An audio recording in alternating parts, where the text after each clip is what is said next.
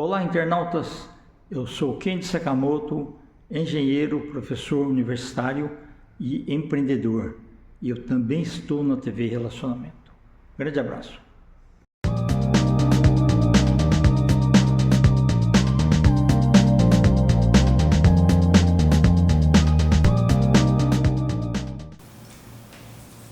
Olá, internautas!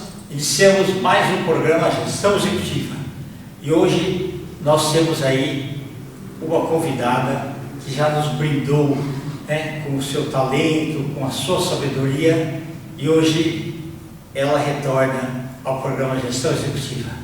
Denise Fontes, gratidão, muito obrigado, viu? Obrigada a você, é um enorme prazer estar aqui com você de novo. Obrigada pela oportunidade. Odê, o ser humano tem uma fronteira interior dele, e hoje a gente tem a tecnologia de um lado, em todos os campos, tanto educação quanto a modificação da medicina, e tudo mais. Aí você vê mais conforto muitas vezes. Então, determinadas profissões que exigiam trabalho muito árduo por parte das pessoas, exigindo forças, Então, hoje elas estão sendo substituídas, Mas mesmo assim, com melhor conforto, locais melhores, Assim, tipos de sofás e camas mais bonitos, Mesmo assim, a gente tem um problema grande hoje de saúde mental, e também da população em si, Você vê que a população em si, ela carece, e precisa de muitos cuidados. Eu queria que você falasse um pouquinho disso daí, você que tem especialidade. É um prazer falar disso, É um prazer, mas ao mesmo tempo as estatísticas que a gente tem sobre esse tema, sobre saúde mental, não são muito animadoras. A gente tem, para você ter uma ideia, no mundo, a gente tem 10% da população que tem algum problema relacionado à doença mental. Então, isso seria uns 8 milhões de pessoas no mundo.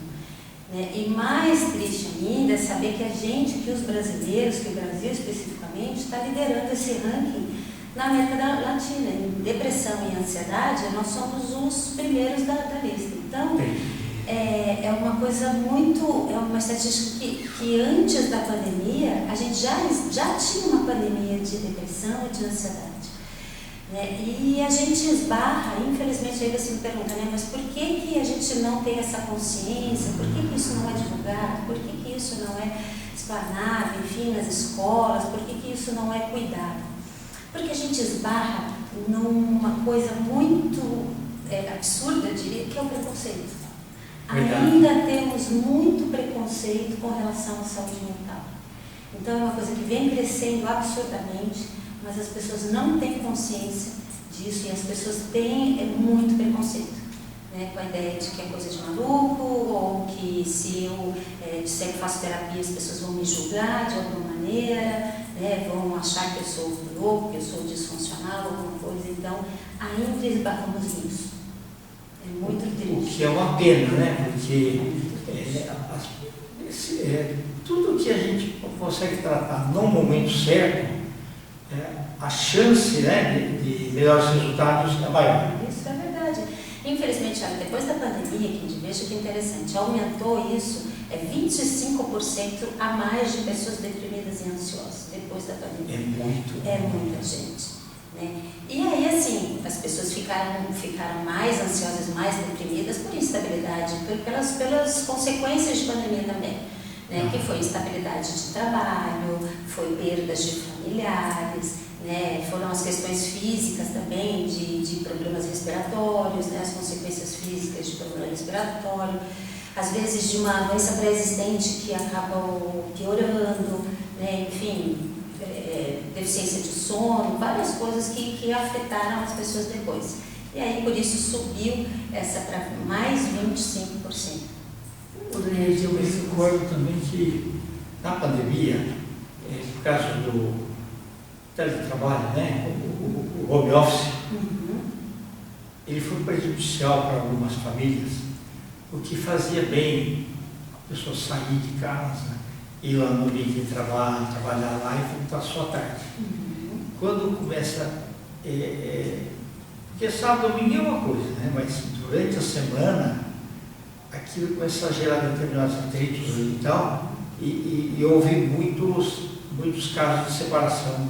Muitos, a gente teve muitos conflitos e relacionado a esses conflitos vieram essas questões emocionais. Né? E aí você disse uma coisa um pouco interessante, um pouquinho antes, que mesmo assim, né, as pessoas ainda têm resistência. Você sabe que mesmo as pessoas sabendo, né, as poucas sabendo disso, tendo consciência disso, elas só procuram uma ajuda profissional na dor. Sim, elas não procuram pelo autoconhecimento, para se tornar uma pessoa melhor para si, para o outro, para ser uma pessoa com uma forma harmônica, para aprender a se relacionar com a vida de uma forma harmoniosa. Elas só vêm na dor, no luto, na separação, no rompimento, enfim, na dor. Né? E este momento foi muito crítico, porque aí as pessoas perderam um pouco da individualidade delas. Né? Nós temos várias pessoas, nós somos várias coisas ao longo do dia. A gente se relaciona com o profissional, no escritório, no consultório, enfim, na escola, enfim, nós temos outras funções, temos outras pessoas ao longo do dia. Ali a gente não podia exercer as outras. E isso acabou sufocando, a gente perdeu essa individualidade, essa expressão, né, de ver outras coisas. E isso acabou sufocando as relações também. Porque nós somos aí várias pessoas dentro da gente, né? Sim, exatamente. E o grande desafio é a gente harmonizar tudo isso, né? Os nossos desejos, as nossas emoções, as nossas ambições, né? Então, o autoconhecimento vem para isso, para harmonizar tudo isso, para fazer com que você desenvolva uma habilidade para lidar com os desafios da vida. E com os seus próprios desejos, com a sua própria identidade. No seu caso específico, né? Quando você for fazer a escolha da carreira, você já sabia que você gostava de gente, né? Eu já sabia que eu gostava de gente. Você nem falou, vou para exatas primeiro, vou para biologia primeiro. Tá? Eu já gostava, eu sempre fui uma boa ouvinte. Eu acho que isso me ajudou muito. Sim. Né? E na verdade, a minha primeira formação é musical.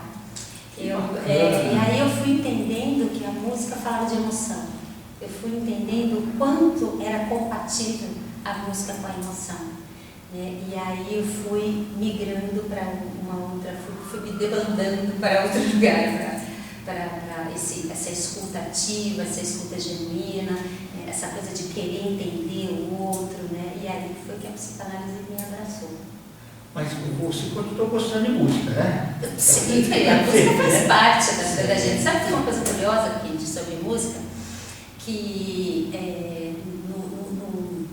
dentro do cérebro da gente, né, um paciente com Alzheimer, dentro do cérebro da gente, a última memória que se apaga é a musical, é a memória musical. É muito interessante isso. Então, para um paciente de Alzheimer é muito bacana que você ouça música, que você cante música, que você traga música para ele, né? Porque é a última memória que se apaga. E além de trazer emoções, de trazer um bem-estar, de trazer, né, a música tem o poder de elevar a sua vibração, né, no dia, ou de baixar se você puser uma música ali muito triste também. Mas sim, ela tem um poder de transformação.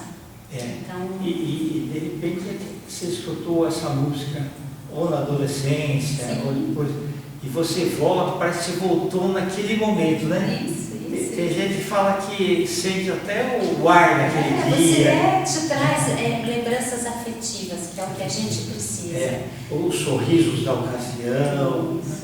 Isso, exatamente, coisas afetivas, que eu acho que a humanidade, né, a gente está tão hiperconectado, né, a redes, enfim, a telas em geral, e a gente tem cada vez menos criado memórias afetivas, que são experiências.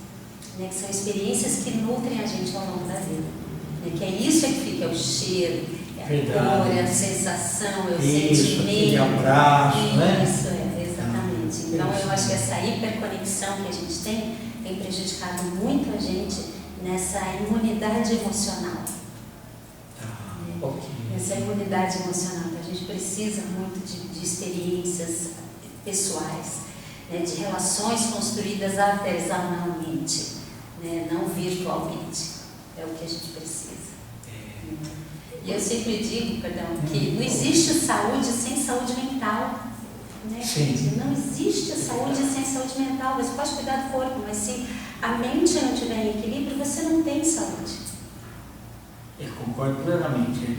Aquele negócio do mente sem corrupção continua valendo em qualquer época. Por o resto da vida. Por o resto da vida. Exatamente. Porque e é importante que a pessoa tenha uma alegria, né, dentro de si, né? Algo para passar. Ela tem a motivação. Propósito. Uma razão de ser, né? A propósito. Eu acho que o que traz a felicidade, o que traz a longevidade para a gente é o propósito, é ter planos. E se a gente conseguir fazer com que esse propósito a gente divida com as outras pessoas, né, em prol de outras pessoas, ou divida o seu conhecimento, a sua experiência, sim, seja o que for, aí eu acho que a gente está num caminho muito certo. E se conseguir propagar isso, melhor ainda, né? Mas esse aí é glória, né? Aí a gente fica muito... Eu acho que aí é olhar lá na frente e falar assim, estou fazendo direitinho, eu acho que eu fiz direitinho lá atrás, né? Eu acho que é mais ou menos assim, né, que funciona. A gente estar e descobrir o seu propósito. E se você puder dividir isso com alguém, eu acho que isso é a tal da felicidade. Acho que isso talvez seja a tal da felicidade que a gente sempre busca em conquistas materiais, em relacionamentos perfeitos, né, em empregos perfeitos, e ela está só no seu propósito. Está muito mais fácil, talvez. Verdade. Denise, também a ansiedade, né, ela também provoca, às vezes, nas pessoas uma fuga. Eu diria que ela provoca uma paralisia. Uma paralisia. Paralisia, ela te traz para procrastinação, ela te traz para resistência, ela não te leva, ela te estaca, eu acho. E pode gerar depressão, isso, né? Sim, porque aí você não vai se expor, né? Quando você tem uma questão de ansiedade, você tem tanto medo que você se paralisa. E aí você não vai se expor a situações que te geram ansiedade. Então você fica cada vez mais introspectivo, cada vez mais sem sair de casa, sem se relacionar, para não se expor a situações de ansiedade. Então sim, a ansiedade pode levar à depressão. É uma pena, porque é uma autoproteção que ela se coloca, mas só que não do ponto de vista de expansão, mas de introspecção. De proteção, né? Uma falsa proteção, porque no final você acaba indo para um outro caminho, né? Você acaba se restringindo, mas adoecendo mais, né? E você está adoecendo mais. Então, a ansiedade, aquilo que eu falei no início, nós brasileiros somos os mais ansiosos, né? Da América Latina, a gente está no ranking, né? No número 1. É porque talvez, né, que a gente viva num país de muita instabilidade. De muita instabilidade financeira, instabilidade de trabalho, a gente não tem um plano de previdência que seja seguro, de sustentação seguro. Tudo isso gera muita insegurança com a velhice da gente, com a vida da gente, e aí isso faz com que sejamos um país muito ansioso. E qual a faixa etária, mais ou menos, que o pessoal está ficando mais ansioso? Kendi, vou te dizer que do começo ao fim. Adolescente também, crianças ansiosas pela expectativa de pais, né? Aqueles pais que querem se realizar em cima da vida dos filhos. Eles querem que aquilo que ele não viveu, que o filho viva, né? Isso gera uma ansiedade imensa na criança, né? Isso gera uma frustração, muitas vezes, de não conseguir ser aquilo que o pai deseja. Então, assim, crianças, sim. Adolescentes, então, nem se fala. Adolescentes pela vida de comparação que a gente vive, né? A gente vive uma vida de comparação em redes sociais. Então, assim, meu amigo tem, eu quero ter, meu amigo viaja, eu quero também. Então, a gente vive nessa vida de comparação que gera muita frustração e muita ansiedade também. Fica aquele, por que ele pode e eu não posso, né? Exatamente. E a vida adulta, aí a gente tem problemas de adulto, que a gente sabe que é, né? Que é a ansiedade de ter que cumprir muitas tarefas, né? A ansiedade também, a frustração pela restrição, pela comparação.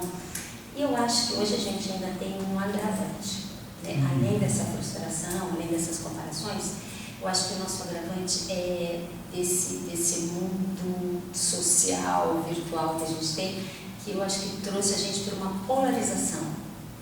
Trouxe a gente muito para uma polarização, né? Porque a gente não convive mais socialmente, a gente não tem mais aquele equilíbrio e harmonia. Então a gente vive nas polaridades, né? Ou você é azul, ou você é vermelho, ou você é branco, você... Sabe, é uma polaridade que isso criou, eu acho que vem criando mais ansiedade e mais disfunção social. As pessoas não se relacionam mais tão bem. Elas perderam um pouco desse equilíbrio, perderam um pouco desse meio termo de ouvir o outro. Entendi. Maravilha. Denise, gratidão, viu? Você sempre muito gentil assim, né? Com toda essa sabedoria, né? Trazer informações para a gente. Né? Muito obrigada a você pela oportunidade. Conte comigo e parabéns pelo seu programa. Obrigado. Viu? Você pode deixar seus contatos também, por favor? Claro. Meu Instagram é Denise Fontes Terapeuta. Meu Facebook é Denise Fontes. E para alguma outra informação, enfim, de consultas, de eventos, de palestras, através do meu Instagram, eu consigo atender todo mundo. Tá ótimo. Tá bom? Gratidão, tá aqui. Gratidão. Obrigada. Obrigada. Internautas, os agradecimentos então a essa fantástica Denise Fontes, nós finalizamos mais um Gestão Executiva. Grande abraço e até a próxima.